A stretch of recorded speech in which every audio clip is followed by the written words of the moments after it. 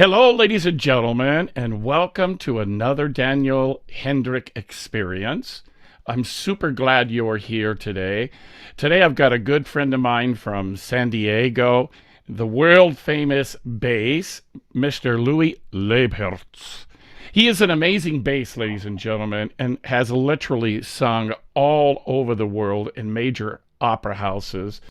And I am super glad that he's with us today. Ladies and gentlemen, let's give a warm welcome to the great bass, Mr. Louis Lebherz. My brother, welcome. Nice to be here. How are Nice. you? I'm fine. And where are you today? I'm sitting in the living room of my house in Cardiff by the Sea, California. Okay, and for those of you who don't know, Cardiff by the Sea, California, is just in the northern part of San Diego County. Yep. And for many years there, after I retired from the opera scene, I sang at a restaurant there called Chichotti's in Cardiff by the Sea.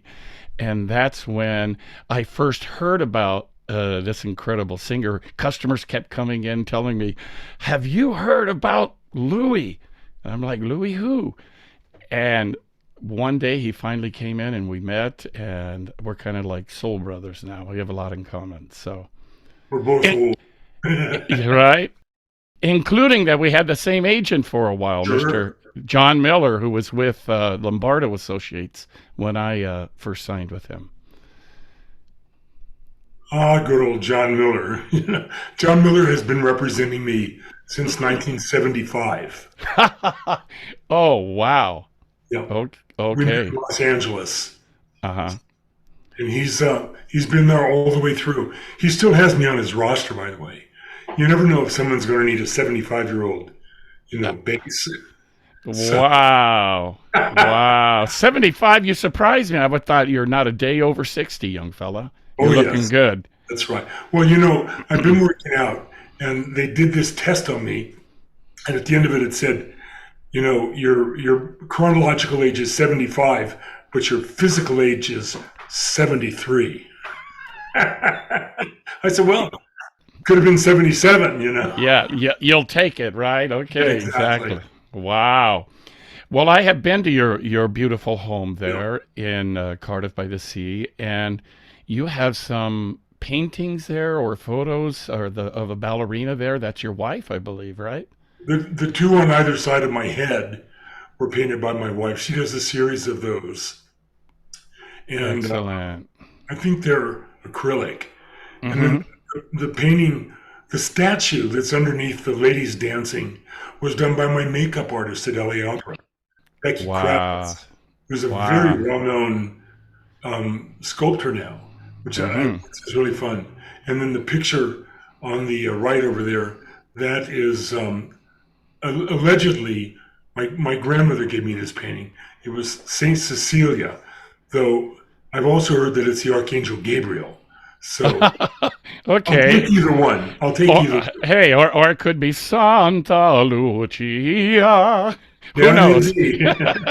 But she does have a wing. If you look closely, she has a wing. So, Okay. And for those of you who are just listening online and can't see these photos and paintings, they're gorgeous. One, I see the wing, and that looks like an angel. Yes. And the ballerinas that your wife or the dancer that your wife painted are gorgeous. So pleasure having you. And my brother, you were just mentioning a moment ago about LA Opera, and you told me a story a while back about Placido Domingo contacting you or wanting you to be a oh part. yeah. Well, it's kind of, let me even go back a little further, okay? Sure, absolutely.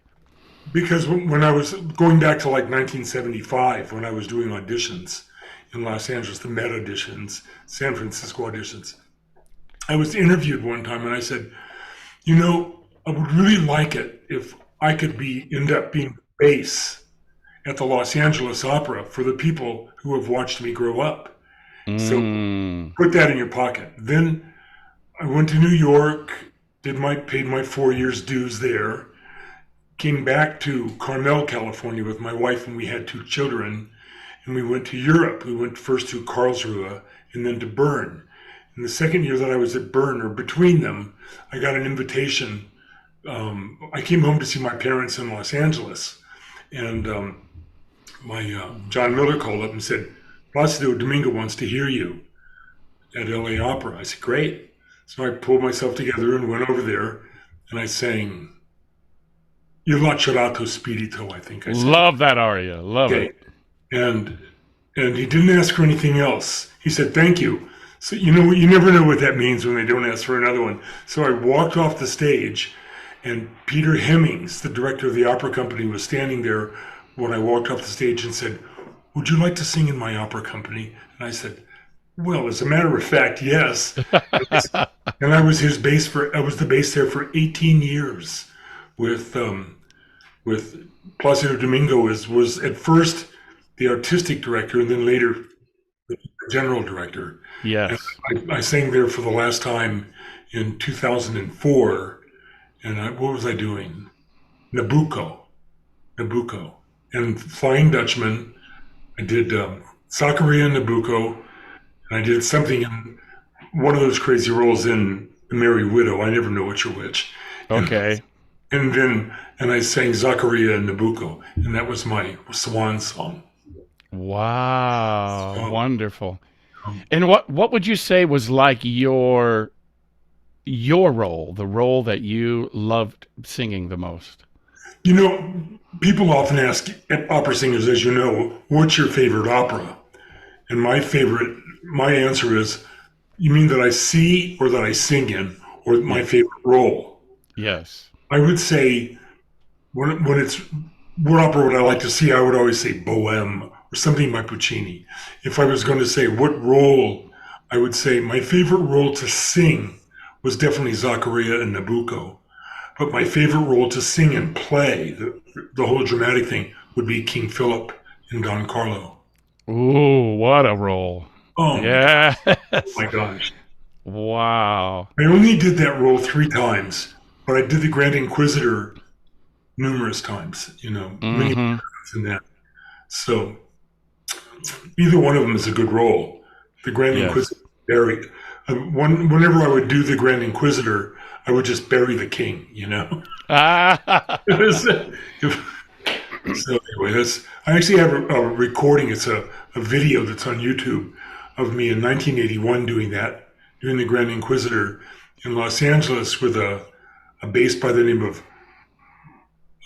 Barsek Tumanian. And Mm. he had come over from Armenia and paid somebody and was doing the king. And he was doing okay. And he goes, Sonio dinanziore, si vi feci mio padre, he said, in dubio io son. And then I go, "Wah!" I opened it with this big old voice, and all of a sudden, and I stood up because he was only about 5'10", and he sunk down to about 5'4", and I stood up to about 7 feet tall. It was Yes. it I was not even guess. fair. But he did keep in touch with me afterwards. Wow. How tall are you? Well, at my tallest, I was about 6'5", 6'6". Now I'm 6'5", maybe 6'4". Okay. Yeah. I'm getting a new knee, by the way. Oh, congratulations. They say it makes you taller. Wow, that a boy. Yeah. Yeah. Those tall basses, I sang with Jerome Hines, and I was always at 6'3", the tallest guy on the stage until I sang with him. And I'm like, Lord. The tallest bass I ever saw was Matti Salminen. Ah, okay. I covered him a couple of times. He was 6'7" or 6'8", but he was as big as his voice was. His body was just as big. Wow. What a great singer he was, Matti Salminen. And Marty Talvela was a big man. In Italy they say tutti bassi sono alti. All Okay. basses are right. Yes, All absolutely. basses are tall. Right. Yes. Yes, it's true. It seems to be true. Yes. Except for Yeah. Trejo. Yeah. Well, Jimmy Morse too was Oh yeah, really he's 6'3", 6'4". yeah, he was yeah. Frisco was Guess- only about 6'1". Yeah, there you go. Interesting. Well, we talked before when I was at your house about your unusual kind of entrance into the opera world. and how you did a couple of auditions and they asked you, how long have you been studying? You said, studying what, or something like that. And I'll tell you that story if you want, because it's kind of a fun I, story. it's a great story because it's unusual. I knew that I always knew I could sing, but I always went to boys' schools. Uh And huh. when I went to high school, when my voice was starting to blossom, didn't even have a choir. There wasn't a band or a choir in the school, you know. Obviously, I did very poorly in that school. So I had to go to a junior college. Uh So I huh. went to register at the junior college and wanted to meet girls. Well, truthfully, so I joined the choir. And I went to the choir director, and the choir director said, "Son, where did you learn to sing like that?" And I said, "Sing like what?" And he said, "Well, who do you study with?" I said, "You can study voice?" And he said, "You have no idea?" And I said, "No." He said, "You're in for a big surprise." And by the time I was 23, I was supporting myself as a singer, and I stopped doing it when I was 60. So, Amazing. yeah, unbelievable. Never had a job, except in church. I used to work for the church quite a bit, the Catholic Church. That's Those are wonderful. kind, yeah. Yeah, you had like sort of a mission or a philosophy about your music in the church that really kind of made it a lot more exciting for the Well, parishioners. when I was stopped singing, we moved first to Carmel, and then the market collapsed in 2008. Hmm. So I had done some fundraising concerts for St. Mary's College up in Moraga, and so my brother was a big donor there, and I said, ask them if they would hire me to be the artist in residence, and they said, okay. So I get a call, and sure enough, I got hired as the artist in residence at this school that didn't have a music department. I mean, they had music classes, you know. But anyway, so they asked me to start something, you know, as the artist in residence. So I started a thing called the Catholic Liturgical Arts Committee, CLAC. Mm, And okay. I said the thing about it is that the motto was art as a way to God, and priests love that, you know. I said, Mm, if you pay more attention to the fine arts in the production of liturgy, and I'm not just talking about Catholics, I'm talking about Baptists and the Jews and everybody, you know, the more yes. that we, you know, refine the fine arts, the more people are inclined to come there because they're engaged by it rather than obliged to come. So Yes. that was my theory. And so I started doing conferences on it. And so, anyway, in my second year there at St. Mary's, my wife started getting these terrible allergies. And St. Mary's is in Contra Costa County, which is a high allergy place, you know. Mm, I said to them, I wasn't doing any teaching except for private students and stuff. So I said, what about if I go down to San Diego and see if I can find a church down there that will let me apply the things that we've been talking about? And they excellent. said, try it and see what you can do. So we started, this is good, this is good. We went first to Carmel because it was close by to visit my mother-in-law. And I went down to this monastery where I had given voice lessons to the nuns. All these in their Wow. 70s, you know.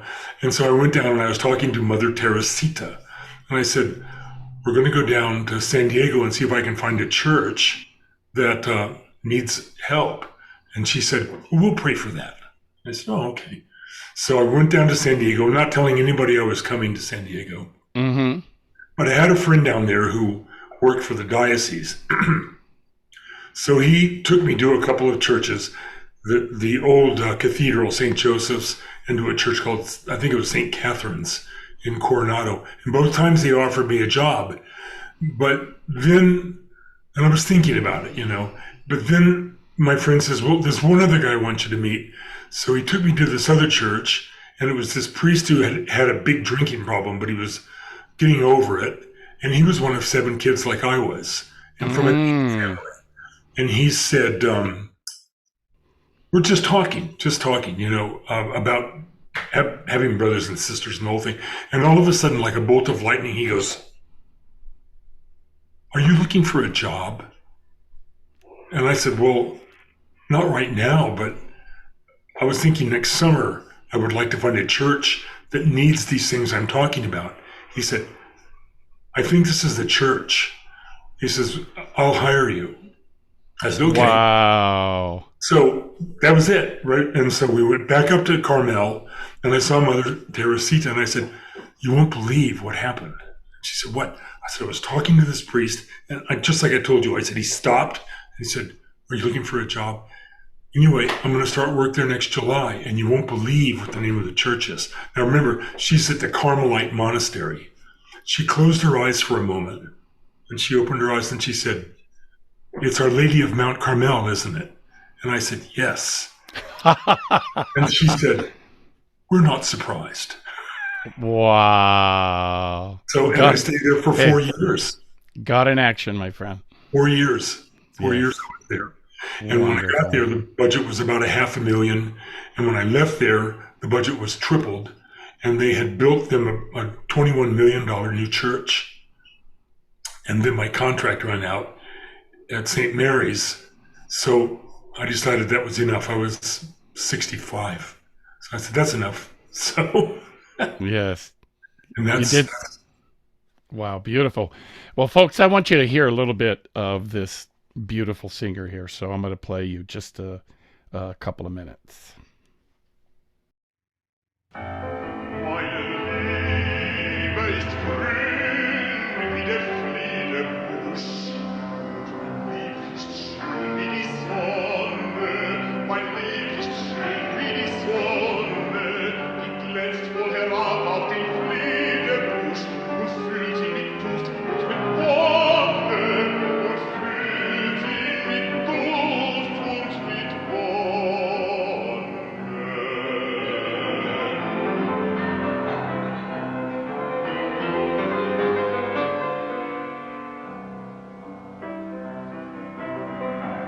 Meine Seele hat Schwingen der Nachtigall und wiegt sich die Mühen den Flieder und wiegt sich die Mühen den Flieder und jauchzet und singet von Duft berauscht für liebestrunkene Liebe, für liebestrunkene Liebe.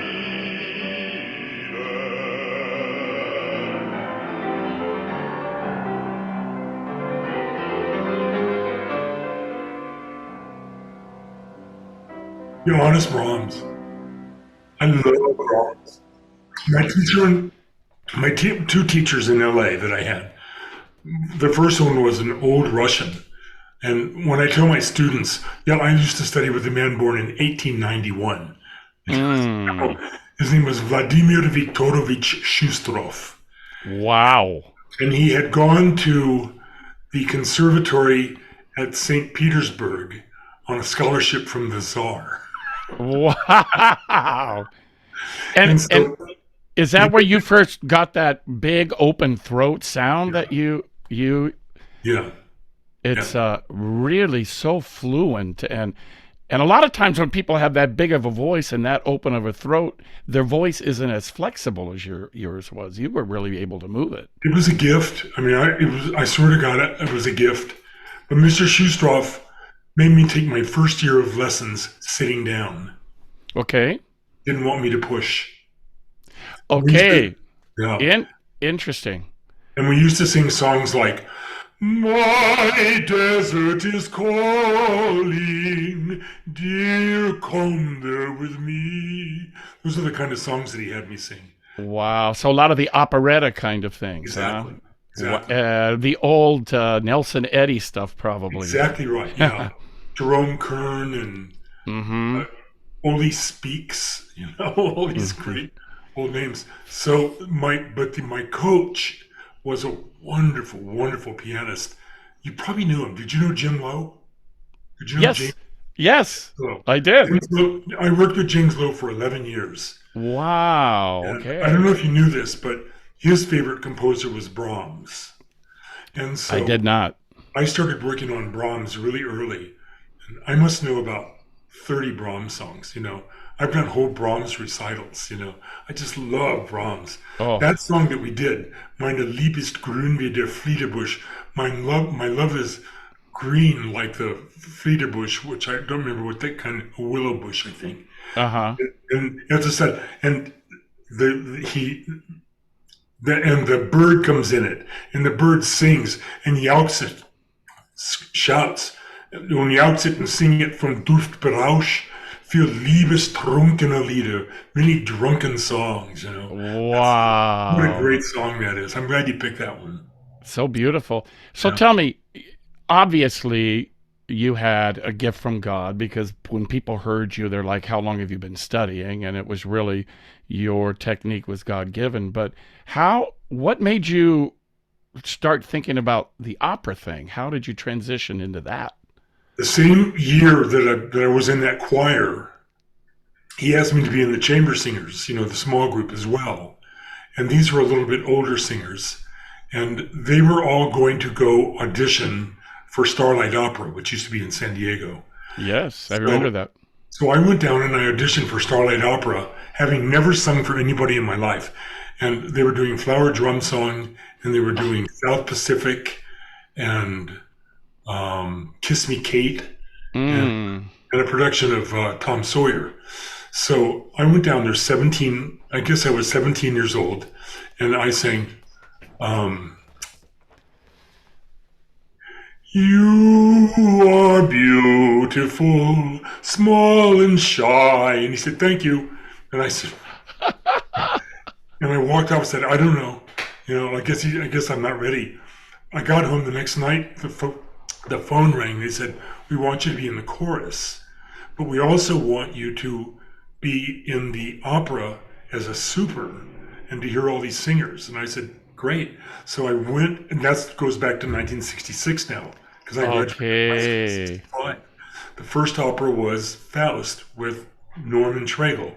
And Oh my gosh. and I saw this opera and I went, oh my goodness. Get this, the tenor canceled, okay, at the Okay. last, before the dress rehearsal. So they brought in this young tenor from Mexico City, and it was Placido Domingo. Domingo. So the first opera I was ever in was Placido Domingo and Norman Treigle. And I said, I can do that.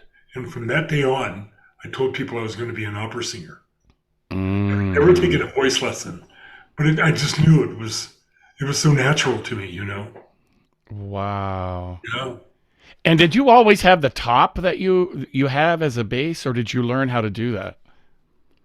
Shustroff, you know, just taught that there is no top or bottom.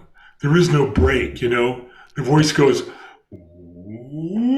whoa! You know Yeah. that. You do Yeah. that as well, you Yeah. know. Caruso said that there is no such thing as a break. You create it. Well, Shustroff used to know P. Mario Marafiotti, who was Caruso's laryncologist. Okay. And he gave me a copy of Caruso's book called by Marafiotti, and it had a gold medallion on the cover of it, and it Uh-huh. got burned up in a fire. Mm. I never found Wow. the medallion, but you know, Mr. Shustroff's technique was very much based on, you know, singing. For like when I used to do auditions, when I first started studying with him, people would say the voice has to be brighter, you know. Yeah. Mm-hmm. Well, I said, give it time. I'm 20, you know, I'm 19, 20, 21, 22. And then, sure enough, you know, just the more I did it, the stronger it got, the more confident I got. And there Mm-hmm. was never a problem with range.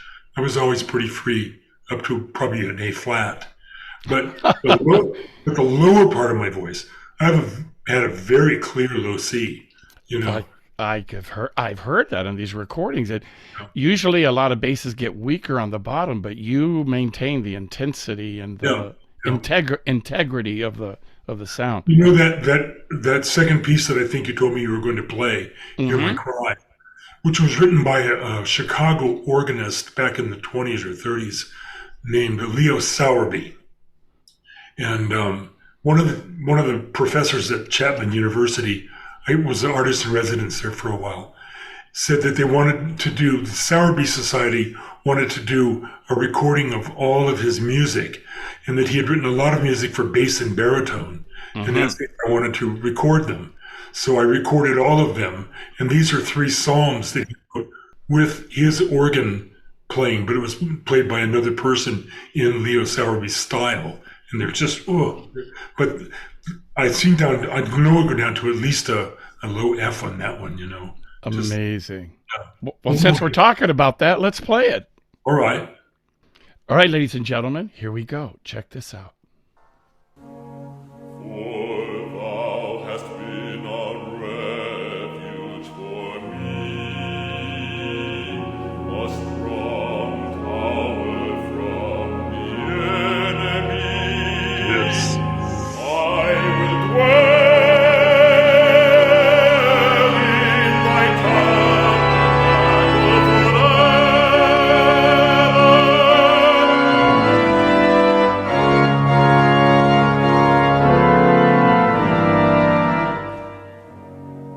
I will take refuge in the covert of thy wings.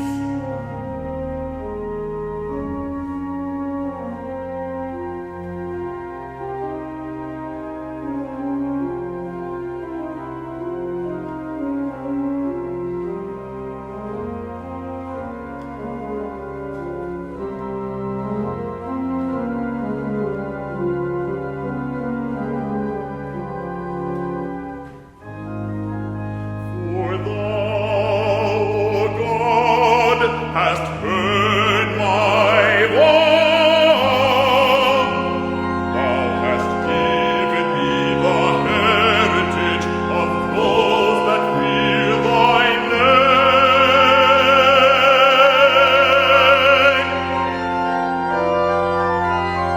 So will I sing praise.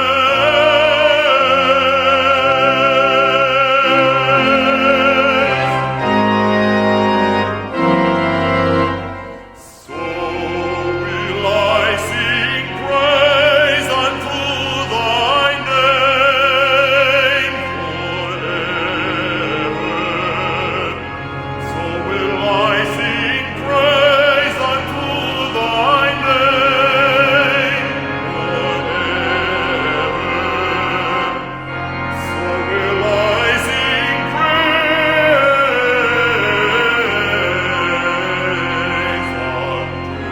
thy name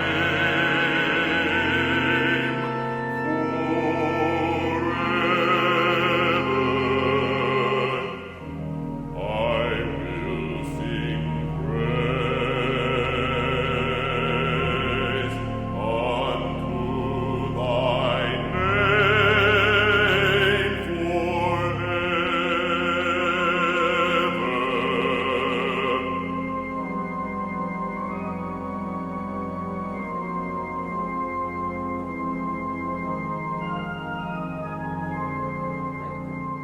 They're pretty beautiful pieces, aren't they?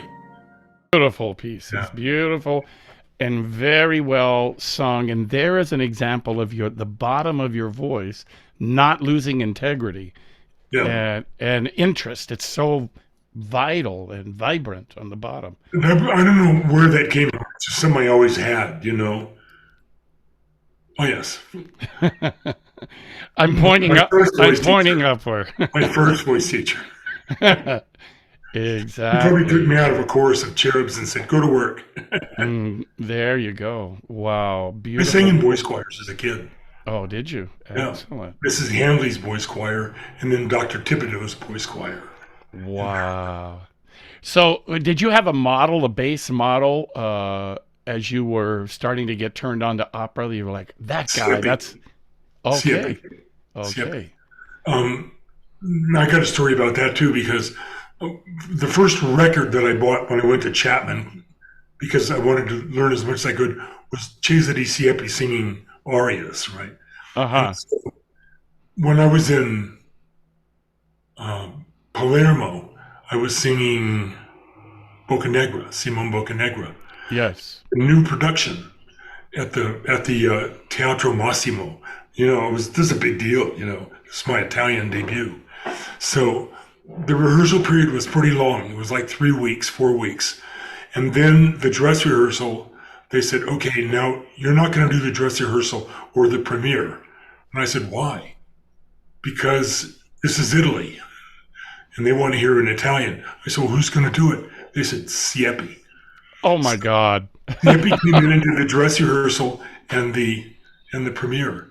And I got a chance to watch him and to work closely with him and talk to him and stuff.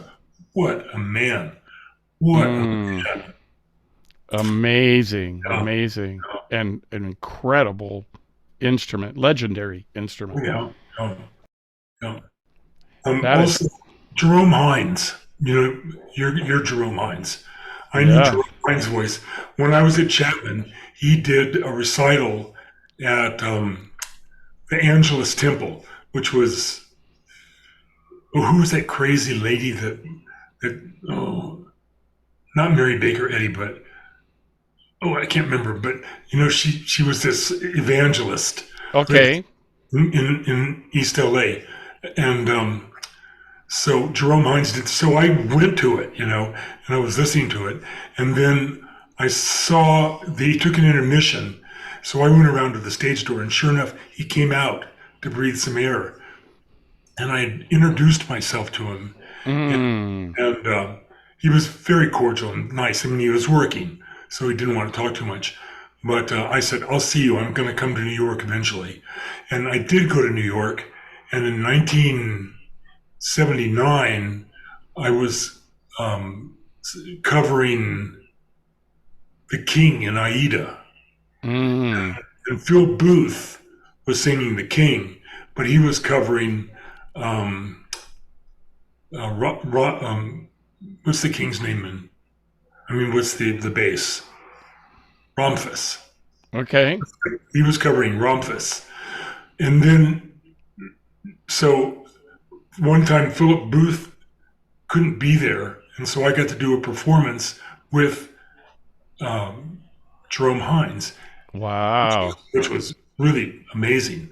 And then it goes a little further that so I got in as a cover. Late in my career, when I was working in LA a lot, this would be about 97 or 98, I had some magic flutes to sing Hmm. in New Orleans. Oh But my gosh. it conflicted with something that I was doing in LA. So John got me out of the contract. And then about 4 weeks later, he said, Lewis, I said, what? He said, I ran into Jerome Hines on the street today. I said, yeah? How is he? He's fine. You know what he told me? I said, what? He said that he just got a series of magic flutes in New Orleans. So, So, but before you go on, that's right. There's even more to that you probably don't even know. what's that? I I was signed to sing Tamino in that magic flute, and Jerome calls me up and said, Daniel, I wonder if you can do me a favor. He said, there is a tenor that is scheduled to sing Lakme with New Orleans, but there's no way he is going to be able to do that. Would you do me the favor and flip the roles and let him sing Tamino with me and you sing the Lakme? That was the worst decision I ever made. I should not have done it. But I when tell you Jerome, what, we might have sung together back then. but exactly. How funny is that, though? yeah. You know, years ago, before I made my debut in New York, I wrote a song called Hear My Cry. And I dedicated it to Jerome Hines and did it in a concert in Manhattan. And he didn't know until the night of the performance. And, he was a wonderful composer as well. Yeah, So, I know he was, yeah. And so writer, yes, yeah. yeah. Great human being and great example of walking your talk. And his wife was a very interesting woman too. Yes, She yes, was she was from Venezuela or someplace. yes, Yeah. yes, yeah. Oh my God. Very I remember knowledgeable. real well those days. The old days. Very cool. So, where was your favorite opera house to sing in around the world? Well, I think, as far as opera houses, my favorite would be Geneva, Okay. the Grand Théâtre Genève. And I mean, it's a nice opera house. It's like every old opera house, but the cantina, all of the European houses have cantinas, really fine restaurants down Yes. for everybody. Theirs was catered from the Hotel Richemont, and it was a 3-star um, Michelin. It was a 3-star Michelin restaurant used to cater it. So it was really fun to know that I could go to work and have a great meal. Wow. Yeah, I That sang 3 or 4 times. and how about acoustically? What was the best? That would probably be the Teatro Municipal in Caracas. And I don't know that Okay. the acoustics were really the best there, but it was only seat about 800 people. Okay. So And with your voice, it was like a big bathroom for you. I sang there a lot. I sang about 10 or 12 operas there. Amazing. Caracas, Oh, Venezuela. It's not the same. It's not the Caracas. wow. And then the girl that I married, her father was had been the ambassador to Venezuela during the Kennedy administration. Mm-hmm. And my wife's mother and father had met in the same hotel that I was staying in. So it's Amazing. very small. Yeah. And speaking of family, you kind of redirected your career towards LA Opera a bit so that you could stay with your family more. Is that right? Well, yeah, definitely. I was singing in Bern, Switzerland, Mm-hmm. and I had a pretty good year. We did Somnambula, we did Magic Flute, we did Fidelio, we did a lot of we did Lohengrin, and then they wanted to, I think it was Hollander, was the agent, had taken a shine to me. He had heard me there a lot and was ready to take me to Vienna and places like that and kind of get my career going. But I got that offer from LA, and that's what I always wanted to do. And I have 6 brothers and sisters, and my mother and father were in LA. One sister was in LA. Everybody was in Mm. California. My mother-in-law, my father-in-law were in LA. It was a no-brainer. Um, I I really wasn't looking to be a world famous singer. I just wanted to sing, and I did it. Mm. And I sang a lot in LA. You sure did. Yes. Did you know Jonathan Mack? Yes. Okay, Tenor. Yeah. Jonathan Mack was a tenor in LA a lot at the opera, and we Yes. used to always get every concert in town. Mozart Requiem, Verdi Requiem. We used to Yes. select anything. One time we were doing, I think it was the Messiah in Orange County, and the review in the Orange County Register said Lebherz and Max sing together so often they should carpool. But That's great. yeah, I mean, I sing. One time I sang a Mozart Requiem with the Pacific Chorale in Orange County, and 3 weeks later I sang the same piece with the Master Chorale of Orange County. I mean, Amazing. yeah, Well, just that's unusual for an American to be able to stay in one city like that. exactly right. My kids all went to one school. They all came up through. Well, that's not true, but we moved to Pacific Palisades when my oldest daughter was 7th, but she had started school in Newport Beach. No, Laguna Beach. We had Hmm. lived in Laguna Beach, but our house burned down in Laguna Beach Oh boy. in 1993. They had a big wildfire, and then my wife was a dancer and a choreographer. She had a master's degree from NYU and had studied with uh, everybody. Somebody famous. Yeah. Okay. Well, who's the most famous modern dancer of all times?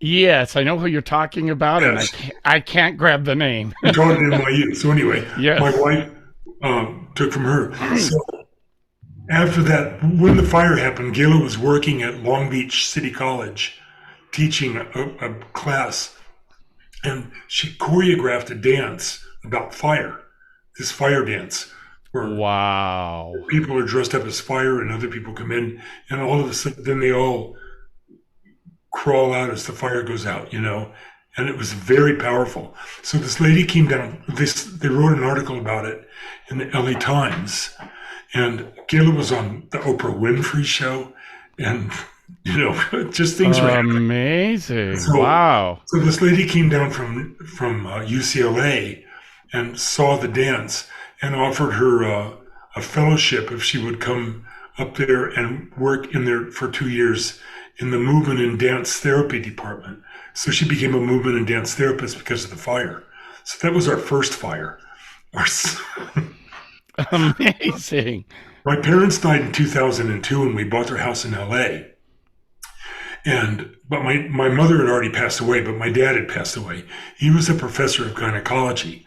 Well, I was buying the house from my family, and it turned out that my dad had refinanced it and didn't quit claim it back to the trust. So it had to go into a probate. Oh boy. Okay. So while it was in the probate, I was paying principal, interest, taxes, and insurance, and we were living in that house. And we went up to Carmel on the 4th of July, and we were coming down on July the 4th, and my telephone rang. I had a car phone back then. It was 93.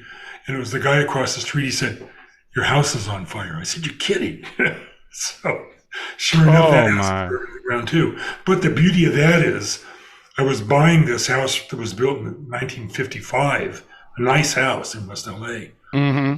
815,000 Wow. family. And I got to build a brand new house on the same footprint, but with my things. And we built it and sold it immediately for 1.6 million. And Good job. that was when I said that. Remember, I said 2005 was when I quit LA. We also got this $1.5 million. So said it's time to go. Hasta la vista. Yeah. Yes. Wasn't- Amazing. Wasn't hard. So, if you had, and I know you do have, students who are just like postgraduate, they're out of college and wanting to be opera singers, what kind of advice would you give them? It's always been my answer to anyone who says, "Do you think I can have a career?" My answer is no, not a chance. Mm-hmm. Because they don't know they can have a career. Mm-hmm. They're probably not going to have one. I agree with that. It's Yes. destiny. It's destiny. You don't ask people. You just charge into it, and people just say, "He's here." Look what happened when Bryn Terfel showed up. It's like 35 years old. He was singing everything. Right. Ben Hepner was the same way. I had Ben on yesterday. I talked to him again Oh, yesterday. I don't know if he remembers me or not. We sang together. I'm sure he remembers me because we're the same size. He probably weighs 400 pounds now. Actually, he doesn't. He trimmed down quite a bit. So Good for him. yes. I have two. I'm down to 290 Good job. from 340 when I was working. Amazing. Yeah. So basically, you're saying if you don't know that you know that's what you're going to do, don't go You're for it. wasting your time. Yes.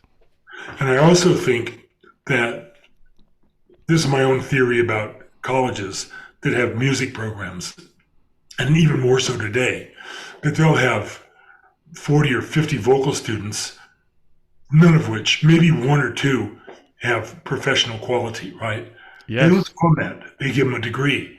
Now what do? You got a liberal arts degree, $60,000 in debt, and you're never going to make any money out of it. Yes. So a lot of them then go and get a master's degree, hoping that they can figure it out. And then the same thing happens again. They get a master's degree, but they don't have the career. So then they get a doctorate. And then they teach in a college the same bad habits that kept them from having a career. Amen to that. Yeah. Amen to that. Yes. So I had years ago from my church a family whose son was a violin prodigy and had scholarship offers to major universities, a free ride. Yeah. But he also was extremely smart and wanted to go and become a doctor. And they had this dilemma, so they brought him to me. We had dinner, and I asked him, so how would you feel if you became a doctor and you were just playing the violin in a local orchestra on the weekends or something like that? He said, well, I guess that would be fun. I could handle that. And I said, then we don't need to ask any more questions. Exactly. And you know what? The doctor's symphonies, every city has a doctor's symphony. Yes. You would have been the first chair. Right. Well, there you go. Right. So if you don't have that burning knowingness, desire that you have to have it, you have to do it. Well, it's a confidence. It's a confidence too. Yes. That burning desire, unfortunately, isn't going to make it. You know, you also have to have been given talent. Yes. You know, you got to have the gift. You know, and then what does it take to be an opera singer? People ask me that. I say about 50% of it, voice. You know. Mm-hmm. Then there's all these other things. There's the ability to learn languages. There's the ability. You got to be a good musician, excellent musician. You've got to be able to speak foreign languages. Mm-hmm. You've got to be able to travel and not get sick. You know, you've got to be able to live on the road. Those are all just equally. Each one of those takes all of those things to have a career. And emotional intelligence, how to deal with other people. Oh my gosh, yes. Oh my gosh, yes. That's a huge part of it. So, you know, when I was 17 years old, the guidance counselor from my high school called me in and said, so what are you going to do with your future? And I said, I'm going to be an opera singer. And she laughed at me, said, let's find something serious. So being the smart ass that I was, I said, well, you know, the guy that goes and checks the meters for the gas, he's outside all day and getting exercise. Maybe I could do that. She says, there you go. That's for you. Well, that pissed me off so much. I left school, and my father, who was a steel worker, was home from his shift, said, what are you doing here? And I told him what happened. And my dad, with that, remember Chuck Connors from the Rifleman, with that look in his eyes, get in the car. We go down to the high school, and my father storms into her office. Who the hell do you think you are telling my son he's not going to be an opera singer? If he says he's going to be an opera singer, he's going to be a damn opera singer. There you go. That's the knowingness that I'm talking about. Exactly. Right? Exactly right. And I was 17 too. I told you when I saw Tragle, I said, oh, I'm going to be an opera singer. So I guess we've had kind of the same paths. So you have this to look forward to. Yeah. Thank you for the encouragement. Well, my brother, it's been a blessing having you on today. It's always fun talking to you. And I love the fact that you still work at Chichotti's, and it's at the bottom of my hill. I love that too. I'll be there at the end of this month. So hope we were talking about that. Yeah. It's always inspirational to talk to you. I'm very happy that you're doing this program and giving us, you know, old horse gentlemen an opportunity to tell exactly how it was. You know? Right. And it was marvelous, and you were really a diamond in that opera world, singing beautifully with passion and love, and God bless you for that, for sharing who you are and what you could do with the world. It blessed us all. Thank you very much for that. And ladies and gentlemen, thank you for being here on another Daniel Hendrick experience every Sunday. I'm so glad you're here. And for those of you who want to know a little bit about my career and the struggles I went through with losing my voice, you can go to my website and pick up my book. It's called Know You Know, and the website will take you right to Amazon where you can pick it up. So until next Sunday, ladies and gentlemen, thanks for being here. God bless you all, and goodbye. Take a breath.